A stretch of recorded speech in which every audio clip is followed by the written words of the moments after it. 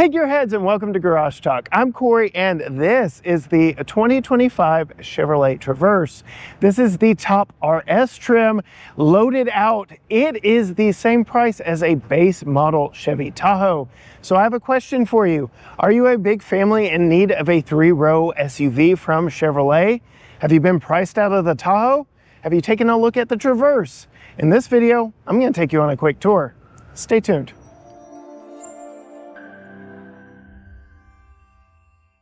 Yes, gearheads, I am at the 2025 Chicago Auto Show where I am able to check out all the latest cars, trucks, and SUVs from manufacturers side by side. And that's exactly what I'm going to do in this video because, yes, I did mention this is the top trim of the new Traverse. This is fully loaded, everything on it, and it starts at the same price, or it is priced as a starting price Tahoe would be.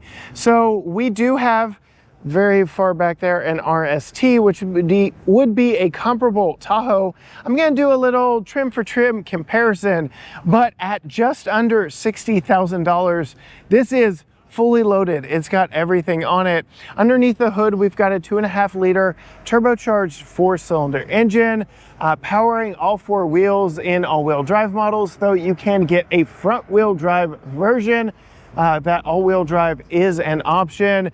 The RS trim adds all the black accents, the black bow tie, the black grille, all the black trim up front. Very interesting to me that this is the top trim because for 2025, Chevrolet dropped the LS as a base trim, introduced the High Country, which on Tahoe and Suburban is the top trim, but not so here with Traverse. RS really is the top trim. And we'll visit that window sticker at the end of this before moving over to the RST Tahoe. But as we pull around to the side, this is every bit as big as a Tahoe. I'm going to do an interior comparison where I climb in all 3 rows of both. But this really is a very large vehicle, very capable of replacing the Tahoe in your garage if that is necessary, the case. Here we get the largest wheel tire package that you can get on Traverse. These are Continental CrossContact LX20 tires. I am looking for the tire measurements. They are 275 45 R22s. So these 22-inch black wheels that really fill out the wheel wells nicely and give that premium on-road presence that we are apparently looking for in modern crossovers and SUVs. As we pull around to the back, updated styling, white clear lens taillights back here. All the black accents from the RS. We'll go ahead and open up the hatch back here. We have a power lift gate because of course we do. This is top trim. When you open up the rear hatch, tons of cargo space back here. We actually had a High Country on the channel and I was able to get luggage for 7 people in the back with all seats up. So seats for 7, luggage space for 7 with all seats up. And you may be thinking, well, that's a nice bit of cargo space, but how did you get stuff for 7? Well, we have enough space underneath the floor here because again, this is not a body on frame. This is a unibody construction. So they're able to package it a lot better. Coming to me underneath the hatch, plenty of room. But we'll go ahead and hop inside because I really want this to be more of a comparison video than a tour because I have lived with a Traverse for a week where I take you on a complete tour. We've got nice interior appointments here in this one. Express up, down for the driver only. We've got our hatch button right there. Multi-way positional seats with 2-way lumbar. Nice seat design. We've got the leather seats with perforation here. We've got all the red accents for the RS. Very cool look. As I slide in, I've got plenty of room, even with this massive panoramic roof above me. Lots of space. I really do like it. Coming to the screen, everything up here, you're going to see this exact same setup in Tahoe and Suburban. Same steering wheel, same screen back here, same 17.7-inch freeform display here. That's all new for Tahoe and Suburban. It's also new here for Traverse for this new body style.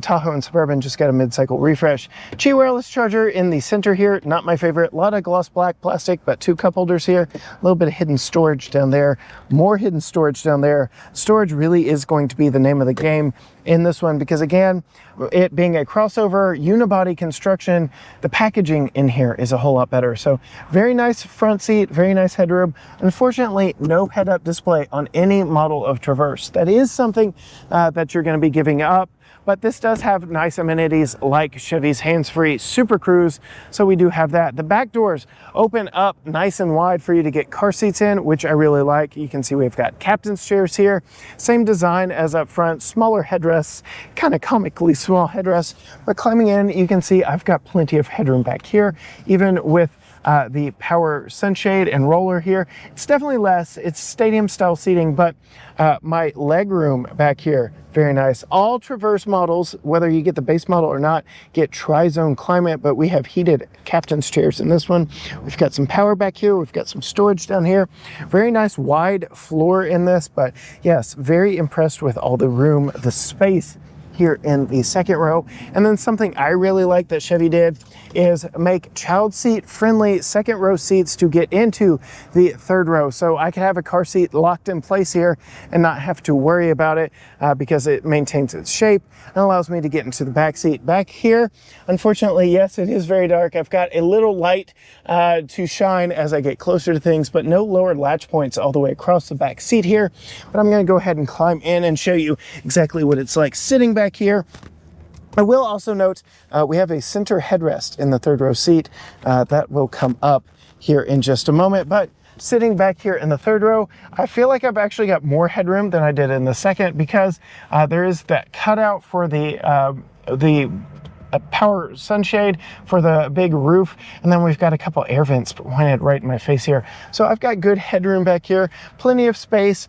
My knees are not underneath my chin. I've got enough room. The window here is a little bit small, but we've got nice amenities, cup holders, power outlets, all the necessary things. No complaints here.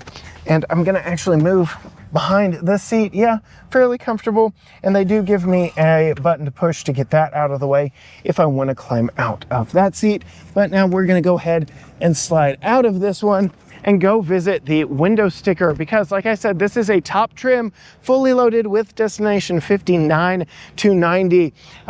Before destination 57,895, which is like 1,000 grand less than a base model 2-wheel drive Tahoe. This one is all-wheel drive, fully loaded, everything on it that you can get.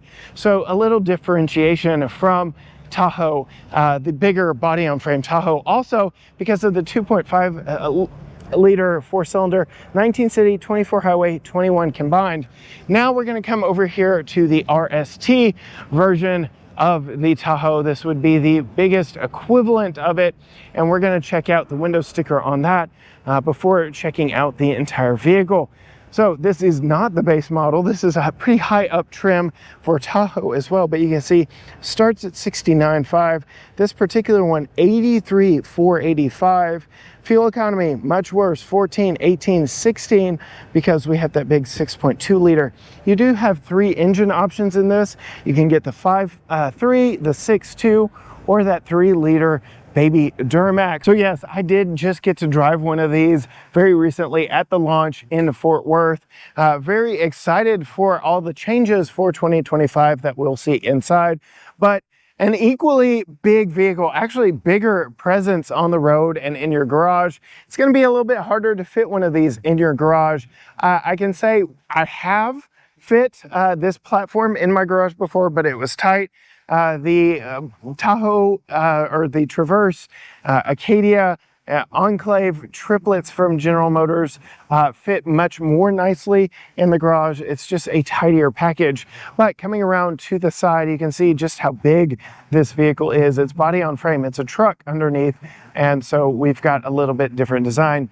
Here we've got different wheels. We've got Bridgestone Alenza tires wrapped around these 5-spoke 6-lug wheels. It's kind of a wrench-like design. Pretty cool. I do like Bridgestone Alenza tires. Again, we've already sampled sampled this vehicle in Fort Worth. I'm looking for the wheel size 285/40 R24s. So 22s are standard on the RST, but 24s are optional. So you can get a bigger wheel tire package on Tahoe and Suburban, but 22s are standard. As we come around to the back, much like the Traverse, we've got clear lenses on the back. We've got the name spelled out there in the center. We've got big RST badge. We've got quad exit exhaust down low, which we also saw on the Traverse over there. These are round, those were square, but I do want to go ahead, lift open the lift gate back here because the space in the back is differently packaged. You can see still very spacious back here.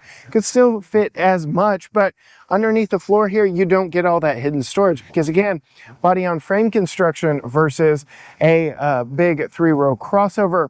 We can power fold the 3rd row seats down. We can power release the 2nd row seats, which we look like already have back there. But yes, you can make more space if you need it.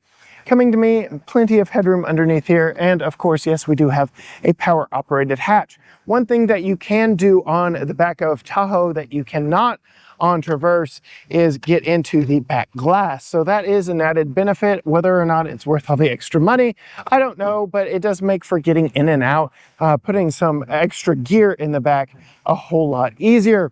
Coming to the doors, we get the lock unlock button on all 4 doors. We didn't get that on Traverse. I really do like that here on the Tahoe. Opening it up, you can see similar design themes. We get some gloss black in here, which I don't love, but we get two position memory. We get auto up down on the front 2 windows versus only the drivers in the Traverse, and then 3 tiers of storage. So more storage in the door, but storage isn't exactly the name of the game here in this one. We've got multi-way positional seat, same seat design, but less red. So we don't have the red strip that we got on the RS. It's a little just more plain seat, but we've got some nice contrasting piping and stitching. So that is a nice touch. We have fixed in place running boards here on this one. We'll go ahead and climb in. Again, same screens here as before, or as what we saw in Traverse. It's new for 2025. This particular one does not have Super Cruise, though Super Cruise is available on Tahoe. This one also does not have a head-up display, though it is available on Tahoe. This one also doesn't have the rear view camera mirror, which again is available on Tahoe. Same general controls in here, but generally using the same methods of infotainment, comfort controls, things like that. We get a lot more buttons over here for our auto track 4-wheel drive. So you do have selectable 4-high, 4-low, and 2-wheel drive, as well as an auto mode. I don't really like the all-wheel drive settings on the Traverse. If you just leave it in 2-wheel drive and it senses wheel slip, it says you need to push the all-wheel drive button, whereas here you can just leave it in auto and you're good. It does the best for saving fuel for you. Qi wireless charger, couple USB ports right here, couple of cup holders, gloss black plastic, no additional like hidden storage. We do have this little pocket, but it's nowhere near like the pass-through we saw in Traverse. Much bigger center console here. This actually slides back if you push that button right there, but the vehicle's powered down. So some cool storage options here. Plenty of headroom for me. I'm trying to be quick and hop out of this one and move to the back seat because again, I really want to show you the differences between these vehicles. Here we've got the seat folded all the way down. I'm going to go ahead, lift it back up. Sorry for the camera work there. And slide it back. So we have sliding, reclining 2nd row seats. We saw that in Traverse as well, but I do have to climb up into this one where I didn't really have to do that in Traverse. Still good leg room back here in the 2nd row. No complaints here. We've got tri-zone climate. We've got heated outboard seats.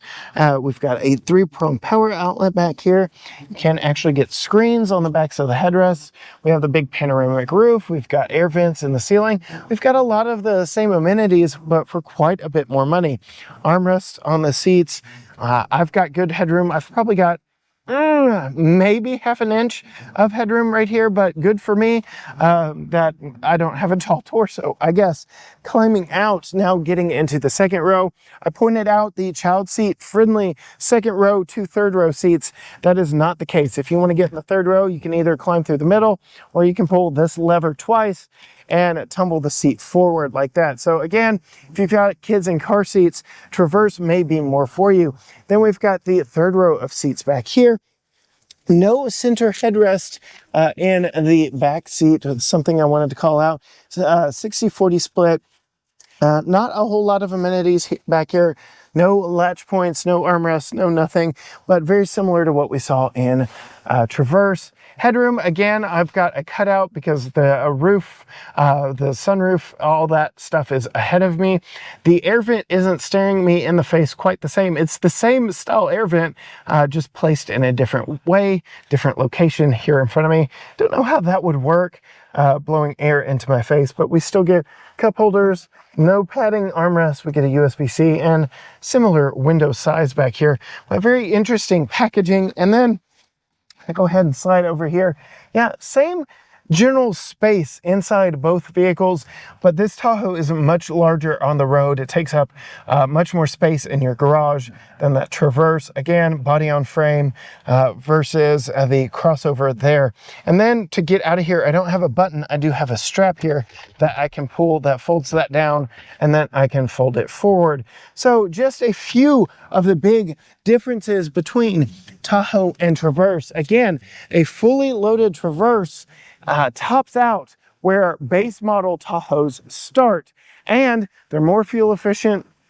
There are a lot of different trade-offs that you get between the two vehicles. Have you been priced out of Tahoe, or is this still the ideal vehicle of choice? Which should you get? Well, that's really up to you, but I did want to show you a quick tour of both and show you exactly what you are getting across the board. If you want to see more from us here at the Chicago Auto Show, hit that subscribe button down below and ring the bell so you're notified every time a new video drops. Find me on all social media platforms: Facebook, Instagram, X, TikTok, Threads, YouTube, you name it. Everything is at GT Garage Talk, or you can go to gtgaragetalk.com. But as for me, from the Chevy booth of the Chicago Auto Show, until next time, gearheads, bye.